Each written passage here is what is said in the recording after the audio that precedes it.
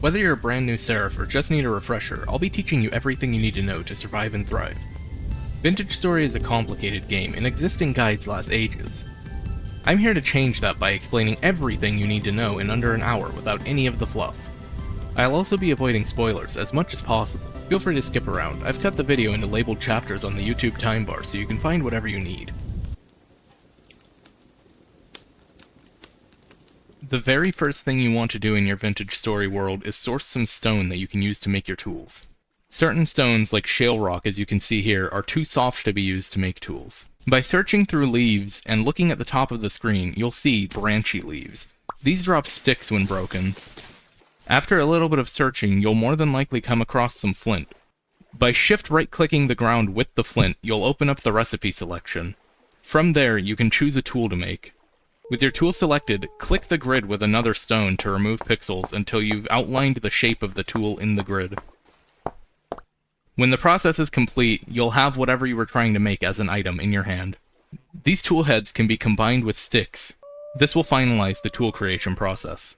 As you can see, flint tools are not known for their durability, so you'll want to pick up any flint that you see in your travels. While journeying for your starting resources, you'll likely come across berry bushes here and there. Hold right-click and you can harvest berries from them, which can be used as food. If you want to go a step further, you can also take the bushes and replant them at the place you choose to settle down later.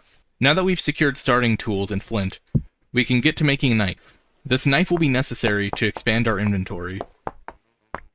In case you hadn't noticed, until this point you've only had access to the hotbar. With your knife equipped, approach some cattails. When cut with the knife, cattails will drop themselves while leaving the roots intact. With at least 10 cattails in hand, we can make a handbasket. Vintage Story operates on the classic RPG backpack system, where you have multiple backpack slots determining the space in your inventory. Drag and drop our cattails to distribute them into the grid, and we'll make handbaskets, expanding our inventory. It's a bit of a process to get the 40 necessary to fill all 4 slots, but it's more than worth it. Much like the berry bushes, if you're trying to live the life of a homesteader, cutting the cattails' roots themselves will drop them as an item which can be replanted in water later. Additionally, if you're especially hungry, you can cook them for food that gives you a little bit more saturation than berries. But we haven't actually gotten to cooking yet, so let's explain that now.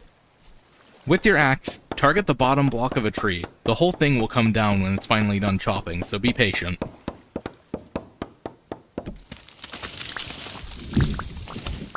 Now we need to take our axe and make this wood into firewood. Take your knife and cut some grass. Then shift right-click the ground with the dry grass to place the starter for your fire pit. Adding logs to this with shift right-click will slowly build it into a fire pit. Then we take 2 sticks and a piece of dry grass to make a fire starter. Yep, we're rubbing sticks together to start fire. Hold shift right-click on the fire pit with your fire starter and your character will attempt to light it. With some patience and persistence, we can get a fire burning. Now we take whatever it is that we want to cook, and we place it in the fire pit. Unlike in certain other games, the items don't simply process automatically. You have to wait for your food to get hot enough to actually be considered cooking. In the case of cattail roots, once they get past 150 degrees, they'll start cooking, and the arrow here will slowly fill until it's done. If our fire pit burns out, the heat doesn't dissipate immediately. Rather than having to relight the fire, you can simply place more firewood inside it and it'll relight itself if it's still hot. With night rapidly approaching, we'll need a place to spend the night. Personally, I'm quite partial to a more primitive hut to start things off. While in some circles it's frowned upon to build a starting house out of dirt, in Vintage Story you can turn dirt into a more suitable building block for a beginner. Taking 6 dirt and arranging it in the crafting grid, you can turn it into packed dirt. With 1.20, you can now also turn that packed dirt into rammed earth. As you can see, rammed earth looks more like a traditional Native American sort of building material than regular old dirt. And if you want to go one step further, you can craft it one last time, and you get a block with some wear that looks awfully rustic. At any point during your journey, you might find yourself set upon by some manner of wild beast. While it's a bit cheesy, placing blocks upwards will allow you to escape. Simply jump and right-click the ground beneath yourself, and you can place a block.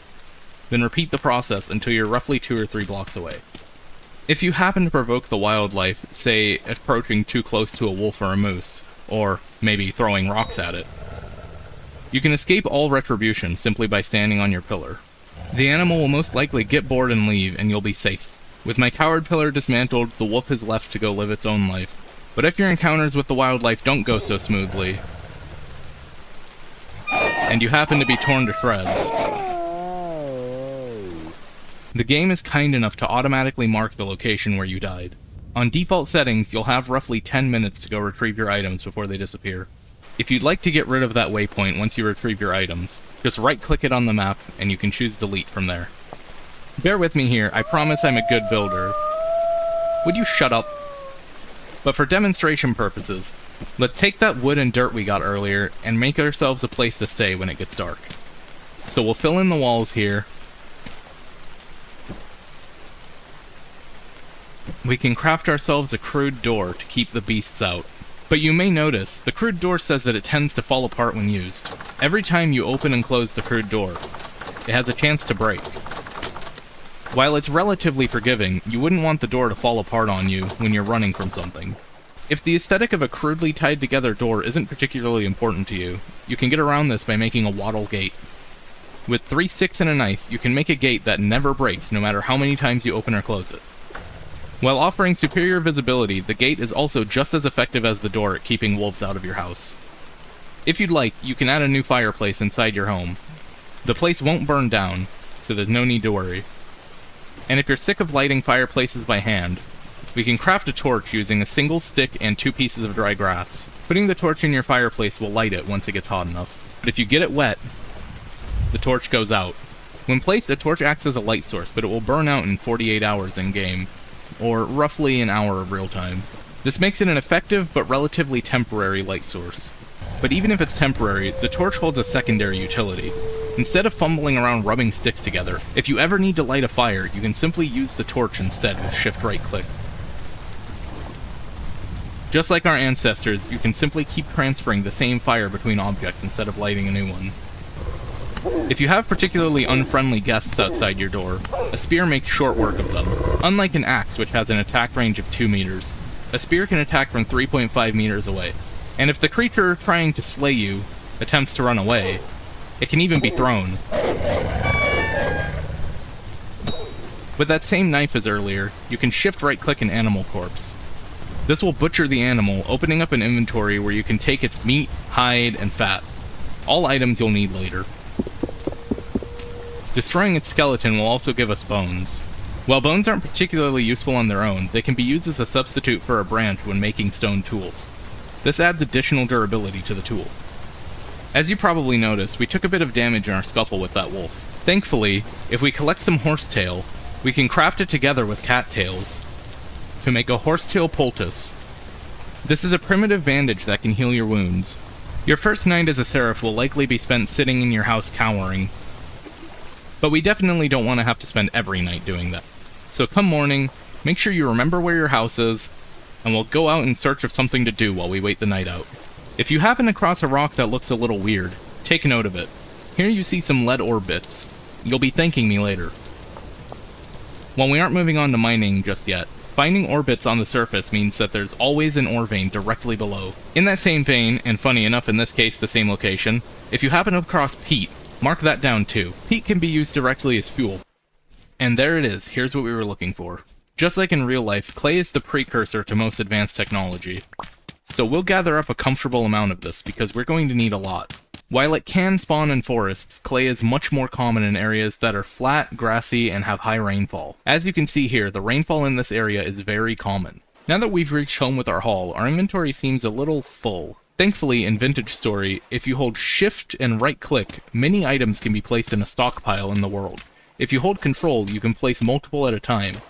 Additionally, if you hold Shift, Control, and right-click, you can prop tools up against the wall. Then, when you want to take them back, just right-click again and they'll go right back in your inventory. But if you find yourself wanting a more secure place to put your items that reminds you of other video games, collect yourself some more cattails. All in all, we want 24. Then with our 24 cattails in hand, arrange them in an O shape in the crafting grid.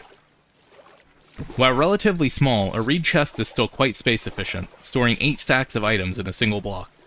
Perfect for all that clay. For the time being, if night still has yet to fall, consider making yourself useful in different ways.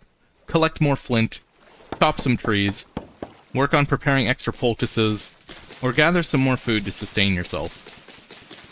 Because when night falls, you'll have plenty to do. With clay in hand, we can get started on all sorts of items necessary for our progression. As a first order of business, we'll want to get our hands on a cooking pot, so that we can finally stop eating grilled cattails and move on to real food. Forming clay is very similar to shaping rock. We left-click to remove voxels from the clay, then right-click to add new ones. A lot of the tedium can be skipped by pressing the F key. In this case, we'll be selecting the Duplicate Layer button. With Duplicate Layer active, all we have to do is hold right-click and the game will make a copy of the layer below. This makes objects with a continuous, obvious shape like a cooking pot very easy to make quickly. Then, when it's done, all we have to do is right-click to pick it up. While we wait out the night, let's get to making a few other things. For one, we can't just be eating out of the pot itself, we'll need some bowls. This pattern seems somewhat inconvenient, but if we press F, we can choose how large of an area we want to shape. In this case, I'll be picking 2 by 2. Now we can clear out all of these excess voxels very quickly, and then fill in this extra space without too much effort. Now that we have our cooking and eating implements, we can make things more integral to our progression. We'll want to get our hands on a crucible for smelting metal, a prospecting pick mold to help us find it, and a regular pickaxe mold so that we can mine it, and a hammer mold. While these molds will take some time to come into play, we want to get them processing now. As you can see, our clay items are raw. This means they're unfired. If you read the description, it says to fire them in a pit kiln, but what is a pit kiln? Start by placing the item in a 1x1 space in the ground with shift right click. Then, still with shift right click, place dry grass until you've placed 10. Don't worry about overfilling it, because the game won't let you. Then, we need to place 8 sticks in 2 layers, and anywhere from 4 to 8 pieces of fuel depending on what we're cooking, in this case 4. As you can see, I've gone and put our pit kiln away from any flammable objects, because unlike our fireplace, this can actually start fires, which will travel through the forest and incinerate the entire thing. Now we can take our torch or fire starter, hold shift and right click to light the pit kiln. The cooking time of a pit kiln varies based on the fuel you use. In this case, this will be ready in about 16 in-game hours, or about half an hour in real life time. If we use firewood, it would take exactly 24 hours in-game. When placing small items in a pit kiln, we can place up to 4 things, 1 for each quarter of the block. Make sure to keep this in mind, because it can really save on fuel. Now that everything's cooking, we can get to our next order of business, copper. If you don't feel like going anywhere, you can craft a wooden pan using a single log with your knife. Then all you need to do is stand in water, right-click on sand or gravel, but not muddy gravel, and hold right-click to pan through it. Most of the time, you won't get anything. And if you don't have a good reserve of food, it can make you pretty hungry. But when you get lucky, you get neat little things like this. After enough panning, you might get a nugget that looks something like this. Alternatively, with a bit of persistent wandering, or if you've had your eyes open while doing our other tasks, you'll have found these native copper bits occasionally. Like I mentioned before, when you find these bits, be sure to mark where they are. There will always be a vein directly below. Regardless of how we get there, we're going to want 40 pieces of copper. Before we spend all that time panning or looking for copper, we're going to need to get some charcoal to process it. The first step is to cut down more trees. We're going to need a bit, but it'll be useful forever, so gather plenty if you feel up to it. We're going to need a hole in the ground bigger than our pit kiln. Then we place the firewood in the hole, stack by stack. Make sure not to leave any empty space in the charcoal pit. The entire thing needs to be full of firewood. Every block should read 32 when you mouse over it. Then bury it airtight, leaving a single block open. On the single block, build a regular fire pit, light the fire pit, and then immediately cover it up. If you did it correctly, you should see smoke coming from the dirt. Just like our pit kiln, this will take about a day to process, which gives more time to collect copper. When our charcoal is ready to harvest, it shouldn't be emitting smoke anymore. At that time, you're safe to break the pit open. Dig some charcoal out of your pit, grab your crucible and your molds from your pit kilns, and place your crucible in your fire pit. Now that copper we collected can be added to the crucible. When you mouse over the copper, you can see that its smelting temperature is 1084 degrees. A log has a burning temperature of 800 degrees, which means that a log will not be able to melt copper. The charcoal we collected, however, burns at 1300 degrees, which means it can. So adding a bit of charcoal to our crucible, and then lighting it, we can see the temperature of the fire pit rising, well above what firewood would give us. As it heats up, our copper will start to glow. Once our copper is yellow hot, it will start to melt into the crucible. As long as our fire pit stays hot enough, the crucible will fill with molten copper. But don't pick it up with your bare hands. Instead, we want a pair of tongs. If you've been diligently collecting cattails up to this point, you'll have enough to make some rope for your tongs, but if not, don't worry, because the copper will stay molten for a very long time. Now with your tongs, either place them in your offhand as so, or press the X key to move them there. You can take your tongs, pick up your crucible, and your character will hold it with them. If you're not holding your tongs, then the item will fly out of your hands and you'll squeal in pain. Now with your hot crucible at the ready, place your pickaxe mold and your hammer mold. With 40 nuggets, we have just enough copper to make one of each. If they're exposed to water, it'll shatter, which loses you some of the copper as well as the mold itself. Once our tools have hardened, we can take them from the molds, then combine them with a stick like any other tool. Now the hardest part is over, and we can return to a place where we previously found copper bits. Here, we can dig up the ground, break through the rock with our new pickaxe, and here we've found some native copper ore. Copper ore is plentiful and easy to find. Every time you find bits on the surface, there's a vein just like this beneath, which means once you get your first pickaxe, it's very easy to replace it in the future. Because a pickaxe makes it so much easier to get copper, you'll want to make sure you always keep a spare available. Otherwise, you might be forced to start from nothing again. Now we can take the copper ore we mined earlier and craft it together with our hammer. This lets us smash it into nuggets, which we can then process as normal. Repeat the smelting process with our new copper, and get your hands on a prospecting pick. Before you leave home for this next step, make sure to take the tongs out of your offhand. You'll probably want to leave them at home, but if you haven't noticed by now, when you're holding an item in your offhand, you get hungry faster. As you can see when I switch back and forth, my hunger rate is going up by 20%. As a Blackguard player who already deals with an extra 30% hunger baseline, this is pretty substantial. Now we're ready to get to a more complicated form of mining than simply scouring the surface. While some of us are brave enough to plumb the depths of caves hoping for ores and treasure, prospecting is a much more reliable way to find ore. Take your prospecting pickaxe, press F, make sure that it's set to density search mode, and break a stone block with it.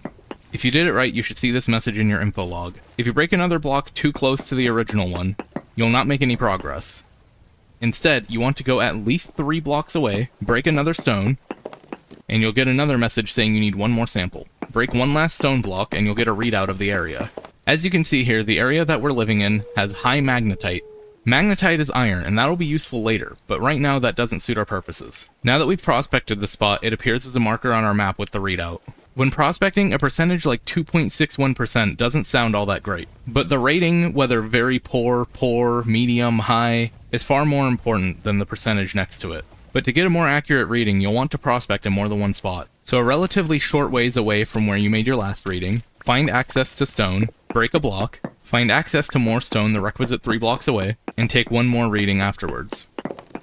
As we can see, the magnetite reading over here is lower than in the other area. Ultimately, we could still potentially find iron in that spot, but prospecting is often a game of hot and cold. You want to prospect an area in multiple spots until you find where the highest percentage concentration is. Right now we're not looking for iron, and it can still take multiple shafts to find the vein. Instead, because we didn't get any readings for what we're looking for, we're going to move elsewhere. If you search for bronze in your survival handbook, you'll likely find bismuth bronze, black bronze, and tin bronze. Everybody knows tin bronze, it's exactly what it sounds like, it's an alloy of tin and copper. But alternatively, if we get our hands on some zinc and bismuth, or some gold and silver, we can make bismuth bronze or black bronze. All forms of bronze are suitable for our purposes. Which we make is ultimately up to what we find while prospecting. Anytime you don't particularly find much of anything, just move on, 50, 100, maybe 200 blocks if you feel like really preserving your pickaxe's durability, then prospect anew. As you can see here, we found minuscule amounts of cassiterite in that prospect. Cassiterite is tin. Tin makes tin bronze. But the reading says minuscule amounts, which means if we dug here, we most likely would not find these ores. What it does do is it puts us on the trail to finding them. As you can probably tell by now, prospecting is a bit of a long process. So if there's other things you'd like to get on in the meantime, feel free to skip ahead and get on some of the other things you could be doing. Ultimately, with access to copper, you can do most about anything in this game. Now that we have a read on tin, I've started prospecting the surrounding area. I'm trying to dial in what direction we need to go to get the reading higher, and as far as I can tell, we need to go west-ish.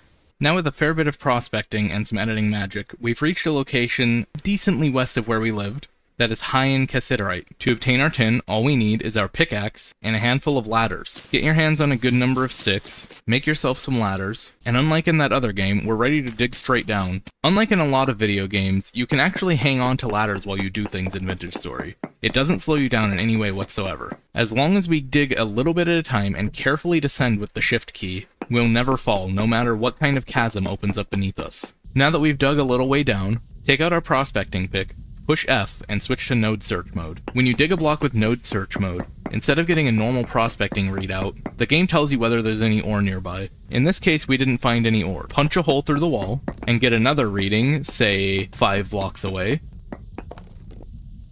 And when I'm mining, I like to take a reading in every direction. If you're playing on a server or mode where node search is disabled, punching these holes is also a good way to manually look for ores. Because ladders make it so easy to dig a vertical shaft, this is usually the way you're going to be looking for your ores. Veins are usually quite large and wide, so you'll run into them rather easily. By default, the prospecting pick has a radius of 6 blocks on its node search mode.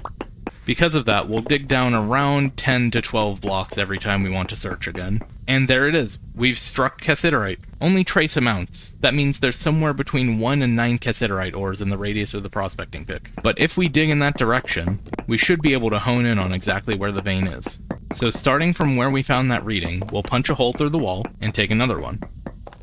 And now we're finding small amounts of cassiterite. But right now we're playing hot or cold with its vein. The more there is in the radius, the closer we are to the actual location of the vein.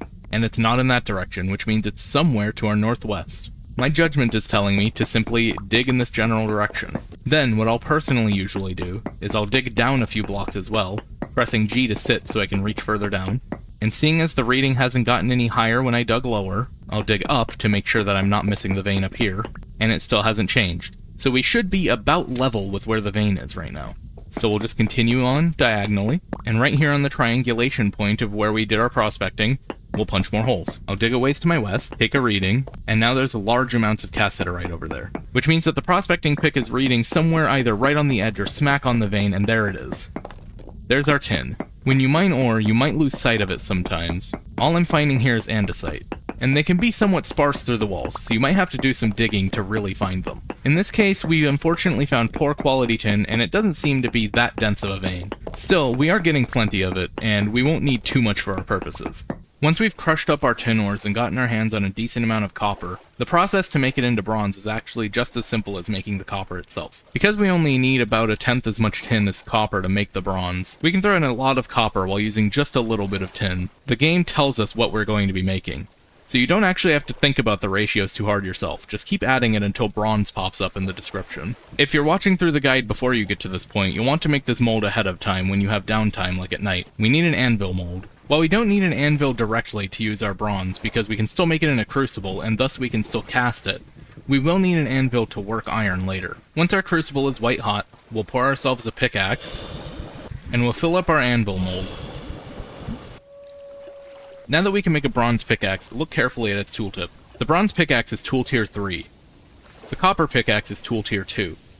The tier of the pickaxe decides what it can mine. If we tried, we wouldn't be able to mine iron with a copper pickaxe, but with a bronze pickaxe we can. In order to use your anvil, you'll need ingot molds, which you can make from clay, and you'll need to make a forge by getting your hands on 7 pieces of cobblestone. Thankfully, the materials we've gathered thus far, being stone and clay, are all you need to make cobblestone. Now with our anvil cooled, we can take 2 of our ingots, place them in our forge by shift right clicking, then shift right click it with charcoal to fill it. Light the forge with a torch, retrieve our tongs and move them to the offhand, and once our ingots heat up, we can work them. So take one of the ingots from the forge, shift right click on the anvil, and you'll see that there are new tools that we couldn't previously make by casting. The most important of these, I would think, is a saw. If you're not in a rush to progress, you can also make a copper anvil and work copper ingots into a copper saw. So our goal when forging is to match the shape shown in the outline here. While holding a hammer, pressing F lets us see multiple options for how to work the metal. So, for example, if I select upset right, and then click this voxel here, it moves right. Every single upset option is a manual movement of a single voxel in that direction. Getting fast at switching modes is one of the main tricks to fast smithing. So as you can see, I'm filling out the gaps, making sure to fill in the ghost of our saw, and if you want to get extra cheeky with it, we can even take these closer ones that we don't need, bump them up, and move them over. The more efficient you are with which voxels you move where, the less wear you'll put on your hammer. Now that we don't need any more voxels, and the remaining excess is all outlined in black, we select split, and then break them off one by one. Once every single excess voxel has been removed from the item, we're left with our saw blade. Now, even though it's burning hot, we can simply combine it with a stick, and we have our saw. Now say I wanted to make something a little bigger, like a plate. It's all pretty centered, right?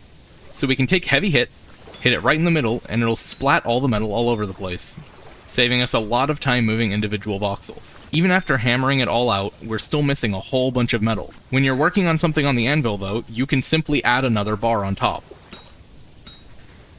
And just like that, we have a plate. Now the chisel is another tool that you can only make at the anvil. Say you're smithing an item and you've made one too many mistakes and you just don't know if you can salvage it. If you pick it up off the anvil and put it in the crafting grid with your chisel, you can break it back into bits. This lets you recover the metal that you were working on, ready to be melted again. Space is getting pretty tight with all these new resources, but now that we have an anvil and a saw, we can set about fixing our storage situation. At the anvil, you may have noticed nails and strips. With the combination of a saw and nails and strips, we can make chests. All we need to do is craft some logs with our saw.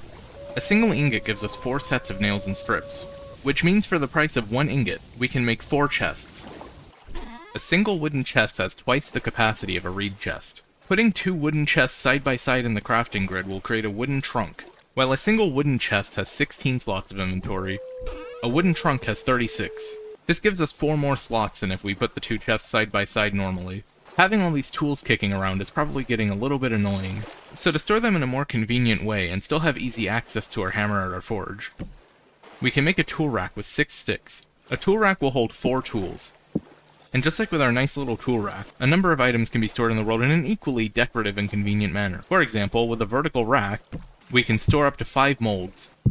Similarly, shelves can be used to store up to 8 items. While not everything can be stored on shelves, the majority of smaller items can. With some exceptions, crates can hold 20 stacks of items. The difference between a crate and a chest, however, is that a crate doesn't have an inventory interface. Instead, shift right-clicking on a crate will deposit an item inside it, and right-clicking will withdraw the item. If you hold control, you'll deposit or withdraw the whole stack at once. Also, unlike a chest, crates will only accept one type of item at a time. But if you need a place to store things that aren't so solid, a barrel is only 4 sticks and 3 planks away. Simply right-click with your container of liquid to put it in the barrel, and right-click again to take it out. If you need to be more precise when working with a barrel, holding control will allow you to add liquid at 1/10 the normal rate.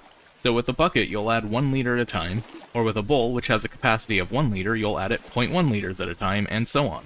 By now you've probably noticed that food decays over time. If left unpreserved for too long, this turns to this.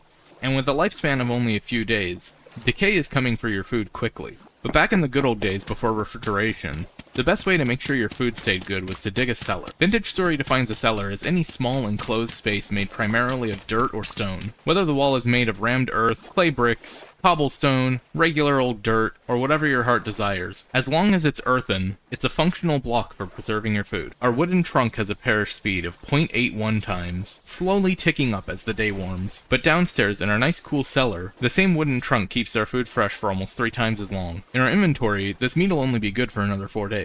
But in the trunk, it's good for another 17. But trunks aren't actually all that well suited for food storage. Instead, with clay, we can make a storage vessel. Storage vessels are already an improvement over reed chests. With 12 slots, even above ground, a storage vessel is better for storing food than your backpack. So when placed in a cellar, these effects compound. Grain already lasts for quite a while, but if I put it in the storage vessel, this grain will last for years. If you find yourself with an excess of food that won't last too long even in a cellar, go grab some clay and make yourself some crocs, and I'm not talking about the shoes. If you go cook up all that excess food in your cooking pot, you can pour up to 4 bowls worth into a single crock. If you place the crock on a shelf, it'll last much longer. On its own though, a crock is just a glorified bowl with a lid. But if you take your crock and you seal it with either fat or beeswax, the crock will last much longer. Just keep in mind that once you open a crock back up to eat from it, it's not sealed anymore, which means the food will go bad at a normal speed again. As one final note on cellars, exposure to sunlight reduces their effectiveness. As you can see here, when I cover up our entryway, the perish speed on our storage vessel goes down. Now I don't know about you, but I'm getting pretty sick of scrounging for berries and eating whatever wolf decides to ruin my day. So let's take this hoe we made at our anvil, and we can learn how farming works. There's no shortage of seeds to choose from, but different plants are found in different climates. By default, we start in a temperate climate. This means warm summers and snowy winters. Here we can find common European crops like spelt, which is wheat, turnips, carrots, and so on. Dotted across the landscape will intermittently bump into wild crops growing. It can be useful to keep your eye out for them when you're out prospecting or otherwise. Here we have some wild flax. It's not done growing yet. If we wanted to, we could come back later and harvest it, and we'd get the products that we'd normally get if we had farmed it ourselves. But even though it's not done growing, we can harvest it, and we'll get some flax seeds. Harvesting wild crops will give you significantly less of their product than when you grow them yourself. So usually, it's worth grabbing the seeds and moving on. Now we have some seeds. While we can't till forest floor, we can till even low fertility soil by holding right click. Farmland has 3 nutrient levels, N, P, and K. Each type of crop consumes one specific nutrient from the soil. As you can see, because this soil is low fertility, the growth speed is only 66% of what it would normally be. Forest floor is always low fertility. But if we go just a little ways away, we can get ourselves some medium fertility soil from the grasslands. When tilled, this medium fertility soil has double the baseline nutrients of the low fertility. And in turn, when we plant our turnips, they grow at just about 100% speed. Another important factor to consider is distance from water. For every block a crop is away from a water source block, it reduces its moisture content by 25%. This means that even with otherwise equivalent nutrient levels, a crop that's further from water will grow slower than one that's closer. A properly irrigated farm should grow at a pretty consistent rate. However, if you'd like to speed things along otherwise, you can use a watering can to add to the moisture. Rain will also have the same effect, so if you're in an area with frequent rainstorms, you might not need to bother watering your crops at all. Now that I've allowed some time to pass, you can see that the nutrient levels in the farmland have depleted pretty significantly. You might think to yourself, oh, well I'll just be clever, break it, and replace it. But when you break farmland, it doesn't drop the block. This isn't an issue with medium fertility soil. There's always plenty of grassland to go dig up. What if I told you there's a reason it's only called medium? With an especially keen eye, you might find deposits of high fertility soil while you walk through the world. While medium fertility soil has a baseline of 50%, high fertility soil has a baseline of 65% for all of its nutrients. This means that while a crop planted on medium fertility soil might grow at a relatively normal speed, a crop growing on high fertility soil actually grows even faster. If you get your hands on some compost, bone meal, and powdered charcoal, you can make terra preta. Terra preta has a baseline fertility of 80%, making it the fastest in the game. It's quite expensive, but if you find high fertility soil, you can actually stretch the resources to make twice as much with the same amount. And this is why it's so important that you know that once you have farmland, you can't retrieve it. You wouldn't want to go through all that effort making some terra preta, and then just dig it up, like, oh, I'll move this, and then it's gone. So how do we restore the nutrients on our land? First of all, rot for food can be sealed in a barrel. After 20 days, it'll turn into compost. If you struck halite while prospecting, you can mine sylvite. I'll explain more about processing later. But for now, just know that you can grind sylvite into corn to powder it, then cook it in a pot with water to get potash. Saltpeter can also be used as fertilizer, and you find it underground in deposits that look like this, shown as an inventory icon to avoid spoilers. Finally, you can also grind bones to get bone meal. Each one of these fertilizers is good for increasing a different nutrient. When you add them to your farmland, the effect is not immediate, but adding multiple fertilizers does compound. The percentages listed will be gradually added to the farmland over time. Even after over a month, the fertilizer hasn't run out on this land, so you don't need to apply it often. The nutrient levels will continue to rise, often faster than the crop can consume them. But now that it's snowing, our flax seems to be cold damaged. That means when we harvest it, we'll get a much smaller yield. The same can happen if a crop gets too hot. Outside right now, it's negative 11 degrees. Our flax can only tolerate up to negative 5 degrees. Though the effect isn't instant, spending too long in the wrong temperature will stunt or kill our crops rather quickly. To get around issues of temperature, once we have access to glass, we can make ourselves a greenhouse. Vintage Story defines a greenhouse as any building where the ceiling is primarily transparent to the sky. So whether we craft quartz glass out of sticks and quartz, or produce clear glass through methods I'll explain later, as long as the ceiling is primarily made of transparent blocks, we can create a functional greenhouse. A greenhouse increases the temperature for growing crops inside of itself by 5 degrees. It will allow us to harvest them later in the year without losing them, and in some warmer climates you might actually be able to grow certain things that you couldn't all year. Aside from crops that grow in the ground, we can also find wild fruit trees. By breaking its branches with our axe, we can take cuttings. Every individual segment that isn't listed as the stem will provide a cutting. Despite how sad it looks, this apple tree's branches will grow back in about a year. Unlike crops, which grow successfully every time as long as you treat them right, fruit trees only have a 40% chance of growing successfully. However, nutrients are not an issue for our trees. We can plant them wherever we'd like. It'll take them quite a while to grow, and not all of them will survive, but they'll grow up bit by bit. Once a year, our trees will bear fruit. Then, in the winter, our trees will go into vernalization, where they conserve all their energy and shed all their leaves. While there are trees in southern climates that will grow all year round, our spawn climate trees have to go through vernalization. If they're planted somewhere too warm for this to happen, they won't bear fruit the next year. Unlike seeds, the temperature for growing trees is not listed in-game. The wiki has a convenient table if you need it. But even without that information, we'll know if vernalization worked out because the tree will be flowering the next year. While you're out and about, you might hear a buzzing. By combining a number of cattails with some clay, you can make an empty skep. By placing the skep near the bees, and then surrounding the skep and hive in some number of flowers, the more the better. After enough time has passed, the bees will move into your skep. A populated skep needs an empty backpack slot to pick up. Take your populated skep and place it somewhere surrounded in flowers. As long as it's not too cold out, your bees will work at creating more honeycomb. But if there's sufficient flowers and an empty skep nearby, they'll also spread to the new skep. Now we can see that, unlike the other, this populated skep is bursting with honey. Unfortunately, the only way to get this honey is to destroy the skep. So we break the skep. By breaking the skep, we get some honeycomb and some of the cattails that we use to make it. Because we have to destroy the skep, we'll have to keep making new ones and breeding more bees to replace the ones we lose. Now we can shift right click our honeycomb over a bucket, bowl, or jug to squeeze the honey out. This leaves us with beeswax, an incredibly useful material. Breeding animals is simple and straightforward. First you'll need to coerce the animal into a pen.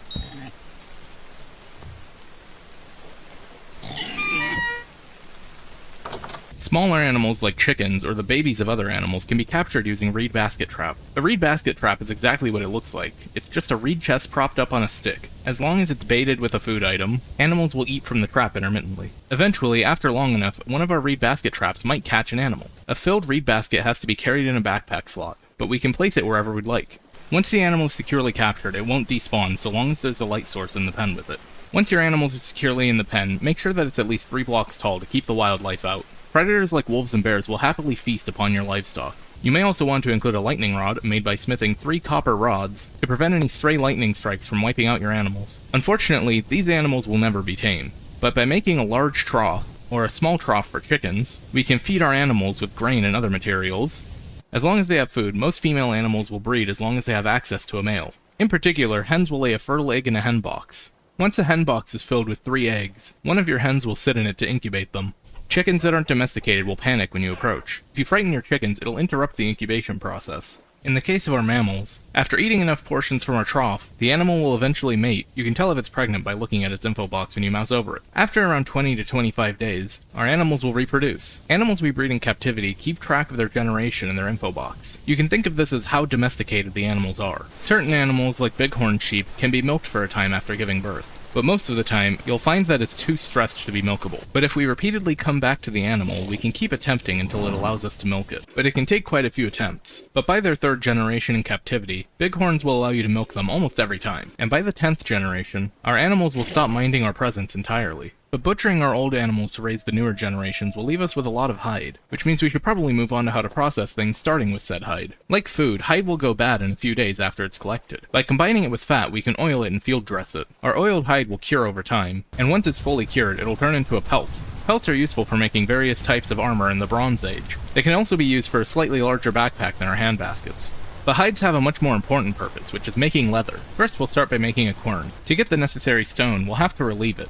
What this means is that we need to remove every single block that borders a block of stone.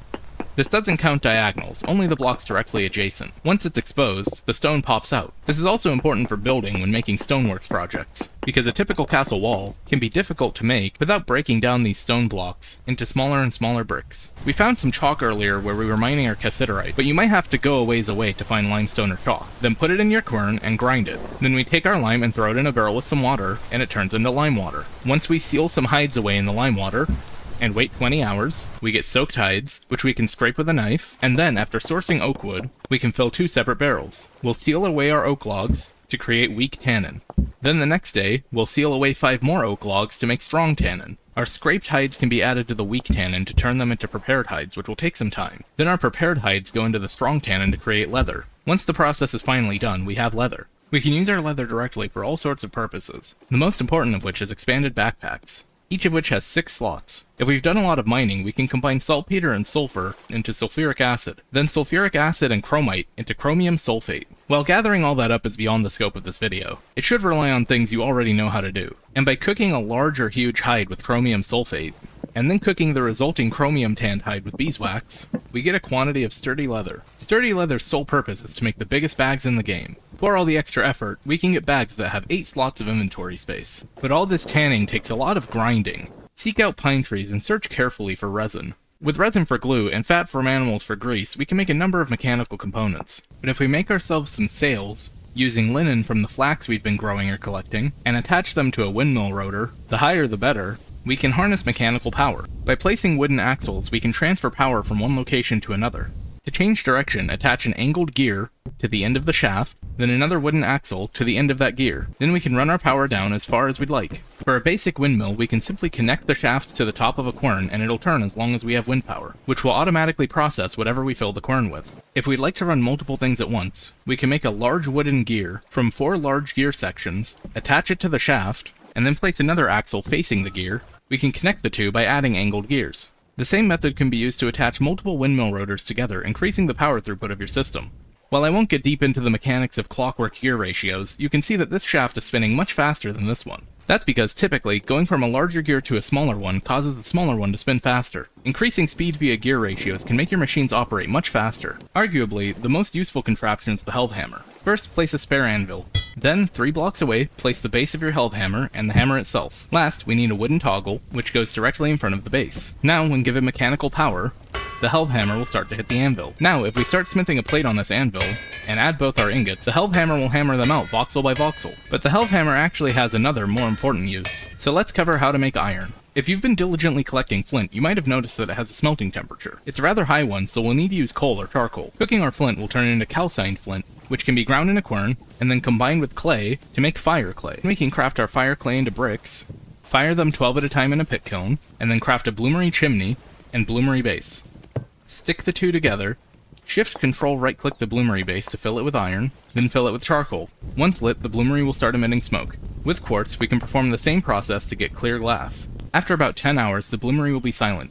To retrieve the iron blooms within, we have to break it open, which will give us back some of the bricks that were used to make it. Our bloomery with quartz will also be done, giving us glass. Then, we have to take our hot iron bloom and place it on our anvil. By breaking away all of the black particles around it, and cleaning it of slag, we can access the iron within. Then, all we have to do is shape it into an ingot. But if we want to save time and effort, we can instead put our iron bloom on our helve hammer, and it will break away the slag for us and then shape it into an ingot itself. If you're feeling especially impatient, you can even help the helve hammer out. Once we've made ourselves 10 iron ingots, we can smith ourselves up an anvil base and an anvil top. Source some borax, whether by prospecting or stumbling upon its bits on the surface. Once it's ground into powdered borax, and both pieces of our anvil are nice and hot, place our anvil base, apply borax to it, and attach the anvil top. Then hold left click with your hammer to weld the two together. After a good 12 hits or so, we'll have a completed anvil. While we can work iron on the bronze anvil, we'll need the iron one for steel. Steel is the culmination of a lot of resources in exploring, so don't be discouraged if it takes you a while to find all the necessary types of stone. To get started, we'll need to build a pulverizer. We'll need a pulverizer frame, 2 pounders, a pulverizer toggle, and we'll need to smith 2 pounder caps. At the end of an axle, place our pulverizer frame. Add the toggle, both pounders, and then add the caps to the pounders. If you're especially lucky, the ground where you've spawned might be made of bauxite, but in most cases, you'll have to go traveling to find it. Eventually, you'll get your hands on some, at which point we put it in our pulverizer. Once it pulverizes the bauxite, it'll spit it out, leaving us with crushed bauxite. Next, we'll need to do the same with quartz, which we can find easily by prospecting. Combine fire clay, our crushed quartz, and our crushed bauxite to make refractory bricks. Fire them in a pit kiln, just like any other bricks, and while they're firing, we'll make some mortar. Start by cooking some lime in a fire pit. You can cook it using peat, which will save you on more expensive fuel. Now fill a barrel with up to 12 liters of water, holding control to fill it 1 liter at a time if necessary, and we'll make slaked lime by adding 4 quicklime for every liter of water.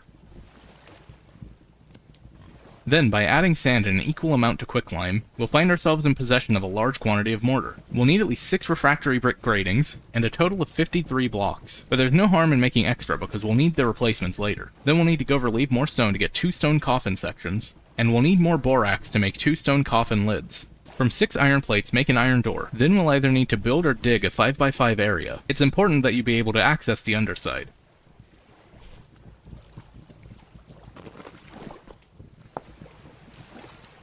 First, place 2 of our grates, then build our stone coffin atop them. By shift right-clicking the stone coffin, we'll get a projection of the rest of the structure. Start by placing the remaining 4 grates along the sides of the stone coffin. Now, all we have to do is fill in the rest of the space projected, and once we've placed all our bricks, we finally place our iron door. By shift right-clicking the coffin again, you can verify that the structure is built exactly as it needs to be. Now, directly beneath the coffin, place 2 blocks, and choose your favorite way to put blocks around the edges while still accessing the interior. Fill the coffin with charcoal, then iron ingots. Repeat the process in layers until you've placed a total of 40 charcoal and 16 iron ingots.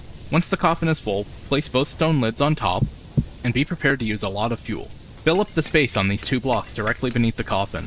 You'll need coal or charcoal. Now light your fuel, making certain to light both blocks, and you should see fire particles inside of the steel furnace. As time passes, you can see the progress made on your steel, and it should increase by about 1/7 of the way each day. A single batch of steel should take you around 170 pieces of fuel, but even if you're not diligent about refueling, the process will simply pause and wait for you. Finally, after about a week of burning fuel, we can break open the coffin to retrieve our steel. Before we can make more steel, we'll have to replace any damaged bricks. As you can see, when we shift right-click the coffin, the damaged tiles are highlighted for replacement. The steel itself when retrieved is called blister steel. In order to make it usable, we'll need to heat it up and work it into an ingot on an anvil, much like with our iron blooms. And just like an iron bloom, our held hammer can do the work for us. Iron is already quite good, so it's up to you whether steel is worth the effort, but it makes for the best gear in the game. While it wasn't practical enough to include in this video, by making a kiln door, and control right-clicking it, we can use similar methods to make a beehive kiln. Because you already understand how to make a steel furnace, the survival handbook's description should be adequate, but ultimately the purpose of a beehive kiln is to produce bricks of varying colors. Though we've covered all other forms of processing, we still haven't covered cooking. It's quite simple and the survival handbook does a good job of explaining it, so I'll keep it brief. Take your cooking pot and add it to the fire pit. Add whatever you'd like to cook to your pot. The survival handbook can tell you every type of meal you can make, and as long as there's fuel burning, it'll cook. You can't eat directly from a pot.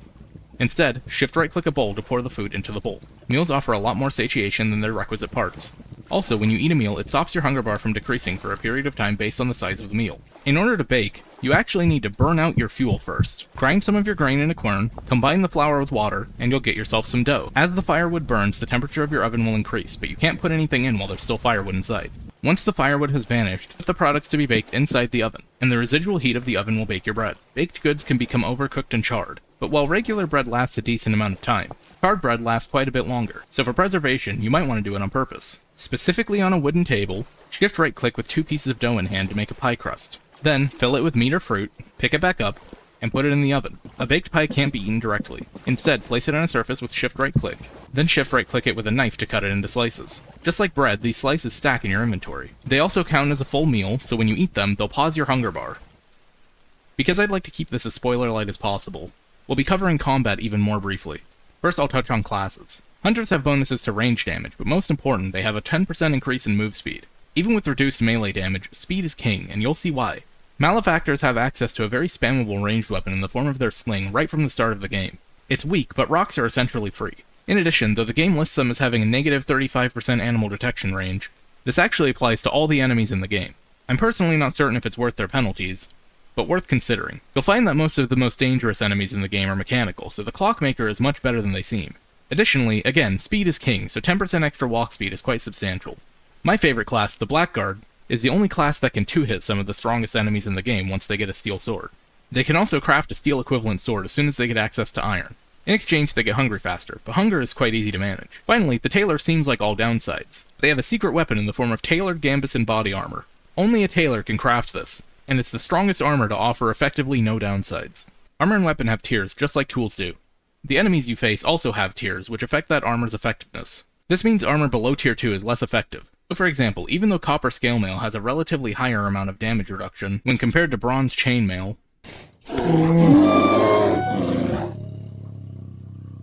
we take 3.4 damage. But if we're wearing bronze, which is a tier matching the bear's attack, we only take 2.5. Generally, the more threatening something looks, the higher of a tier of armor you'll need for full reduction. But even as a Blackguard with a reduced penalty from armor, the best armor will slow you down substantially. By now you're certainly familiar with surface drifters. In steel armor, even as a Blackguard, surface drifters still move faster than I can walk. But by shedding my armor, even mid-combat, I can speed up substantially. So why does speed matter so much? Ultimately, even if you're outnumbered, as long as you move quickly, enemies can't hit you. By holding control, you can sprint in any direction, forward, strafing, or backwards.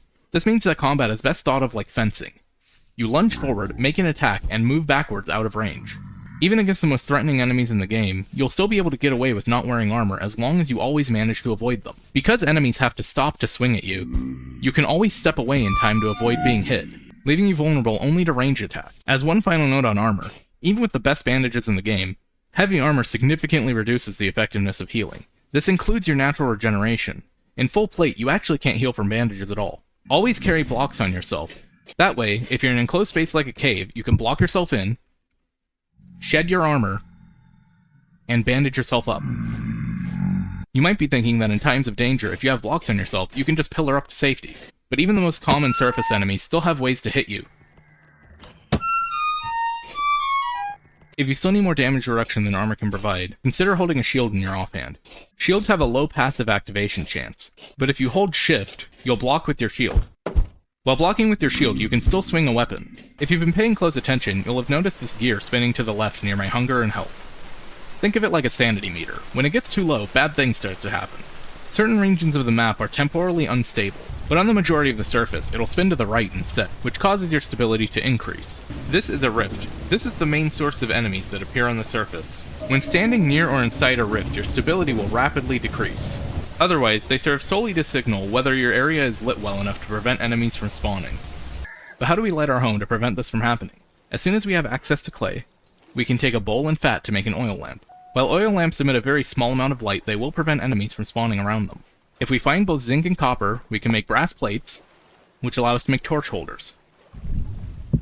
A torch placed in a torch holder emits the same amount of light but will never burn out. Thanks to our bee breeding efforts, we can cook beeswax and flax together in a pot to make candles.